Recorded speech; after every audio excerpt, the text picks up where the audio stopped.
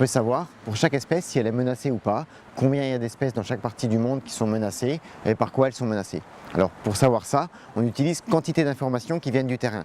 Par exemple, il y a des gens, donc des scientifiques ou des naturalistes ou des gardes de réserve ou de parc qui vont compter les animaux ou les plantes, qui vont essayer de délimiter leur aire de répartition pour savoir s'ils sont répandus ou pas, qui vont suivre les tendances dans le temps pour savoir si une espèce décline ou si elle est stable.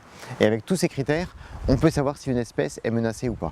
Et dans la liste rouge, les espèces menacées sont classées dans 3 catégories. Elles peuvent être vulnérables ou en danger critique, qui est la catégorie la plus grave avant l'extinction. Parmi les espèces menacées, dans les espèces vulnérables, il y a par exemple l'ours polaire. Les ours polaires sont en fort déclin et classés vulnérables. Dans les espèces en danger, on a des grands requins, comme le grand requin marteau, qui est un des requins très menacés au niveau mondial, qui est classé en danger. Et en danger critique, c'est par exemple les 2 espèces de gorilles qui vivent en Afrique, sont eux au seuil de l'extinction et donc classés en danger critique d'extinction. Mais plus près de chez nous, en France, il y a aussi des espèces menacées. Il y a une petite plante qui s'appelle l'armérie de Belgentier, qui vit dans le Var, et uniquement dans le Var.